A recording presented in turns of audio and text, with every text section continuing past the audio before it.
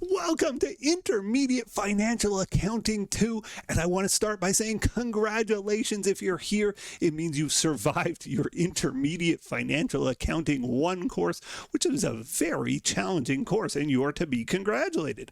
So I just want to give you the lay of the land. Here's what we covered in Intermediate Financial Accounting 1. It starts with a review. This is stuff everybody should know, things like journal entries, T accounts, time value of money. Then we get into more complex financial statements and financial reports. And finally, in our Intermediate 1 course, we go through assets in detail, right? We talk about accounting for cash, for inventory, for receivables, for investments. These types of things are covered in our Intermediate Financial Accounting 1, but we stop at the end of assets. Moving over to Intermediate Financial Accounting 2, we pick up where we left off. So this course starts with current liabilities. In fact, it starts with 3 modules on liabilities and equity. But then it moves into what I would consider the most challenging part of our intermediate suite of courses, and I'm just going to call this challenge topics. There's sort of a smattering of topics that are complex in accounting, starting with something called complex financial instruments. So we're going to learn about convertible bonds, convertible preferred shares there, and, we'll learn other topics. Intermediate Financial Accounting 2, to my mind, is one of the most challenging courses in the accounting degree, and it really is about these challenge topics. Leases, pensions, deferred income taxes, these are all notoriously difficult topics, and the best way to learn any of them is by practicing. So I'm so happy you're here with me. I offer lots of practice in this video series, and I hope you get a lot out of it. But we begin with one of the more straightforward topics. We begin with current liabilities. Let's go. Welcome to Module 13 of our Intermediate Financial Accounting class. This module on current liabilities and contingencies. So current liabilities, think of them as short-term obligations, short-term debts, things that we're expecting to pay back, usually with money, sometimes with a service if it's unearned revenues, within the next 12 months. And the big ones are like accounts payable, employee wages and benefits and bonuses, and some unearned revenues. And we'll explore all of those in this chapter, but this video, I'm going to hone in on the right word there, the one I've underlined, contingencies. Contingencies are maybe liabilities. Some event happened in the past that might cause us obligations in the future, but maybe not. And maybe not in the future is difficult to deal with from a perspective of an accountant. We like these past events that we summarize and we say, here's what happened. Well, if there's some future event that could mess with us, that creates challenges. So I'm going to tell you a quick story. This is you. Wow, my writing's messy. You are a shopkeeper. You've opened your shop. It's been going wonderfully. You're running a great business until this character enters your life. They trip and fall in your shop. They break their leg. So that's sad news already. Worse news arrives a few weeks later. Let's say this is on November 1st. A few weeks later, they send you a lawsuit. So let's say this happened on November 25th, right? They, on the road to recovery, they decide to sue you. They think you might have caused or your negligence caused this injury, and they're suing you for $100,000. Okay, so some relevant dates, and the court date gets set. You say no, and you lawyer up, and there's a court date set for February of the next year. So let's just say November 1st, 2031, they trip, fall, break their legs. November 25th, 2031, they send you a lawsuit. Important date, December 31st, 2031. Fiscal year-end financial statements. This is an accounting course. Of course, we're obsessed with fiscal year-ends. And then on Valentine's Day, Feb 14th, 2032 is our court date, our day in court.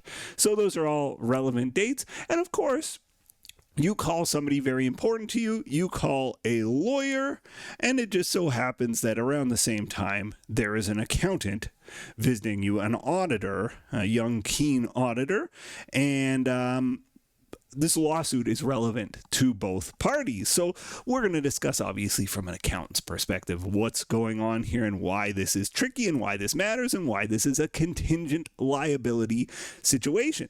So an event happened in the past. The guy tripped, fell, broke his leg in your store. You might owe him $100,000. Or you might owe him $0.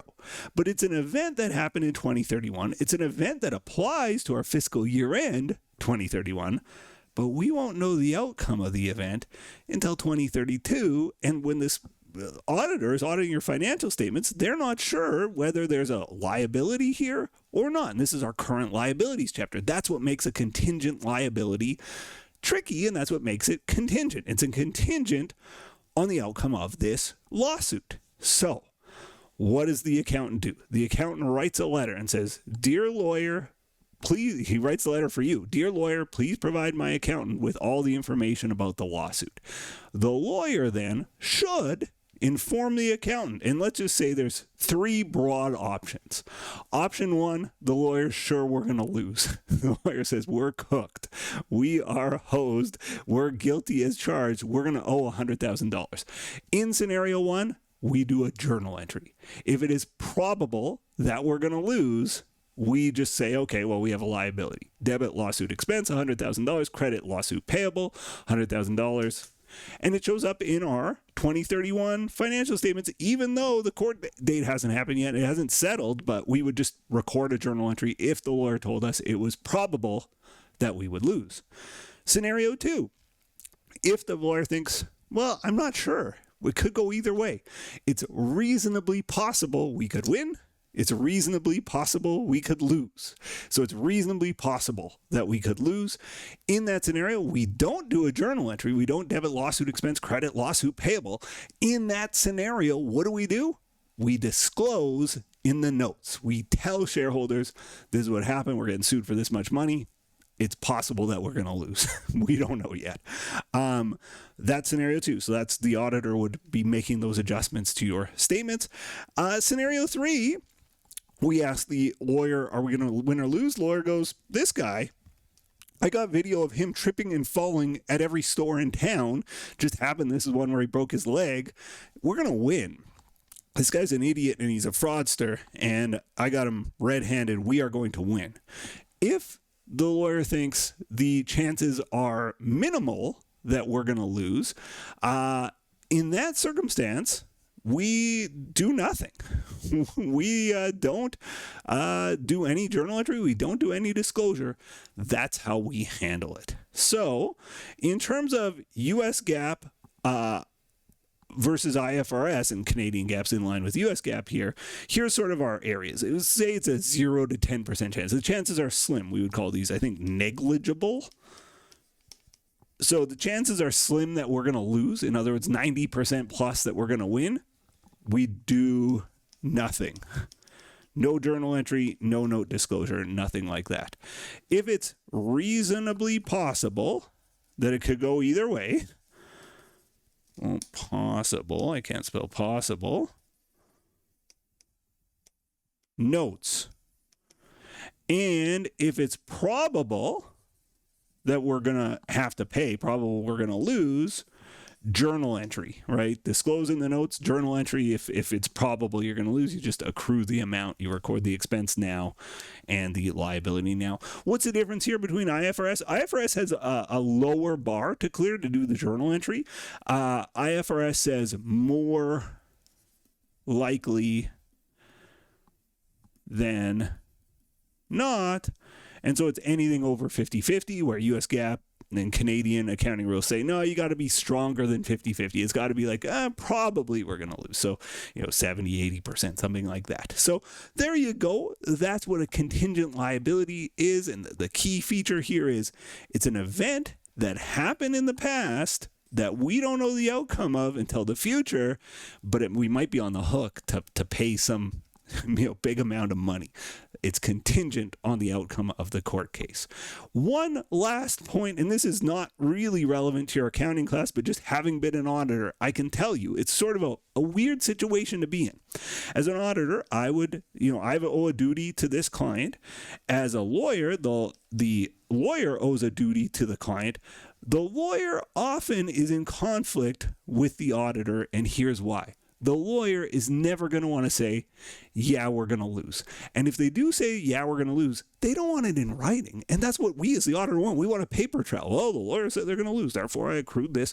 The lawyer never wants to put it in writing that they're going to lose because they owe a duty to these people, and them writing down, I think I'm going to lose, is actually kind of bad for the client. So it's this weird, I don't want to call it a love triangle, but it's a weird situation where we both owe a duty to the client, but we are actually in conflict with each other. And there is drama between the lawyers not wanting to disclose things to the auditor trying to pull teeth, get information out of the lawyer. In accounting class, it's really easy. You just say, oh, the lawyer says it's probable that we're going to lose, or whatever the wording is. In real life, it's a tooth-pulling exercise a lot of the time.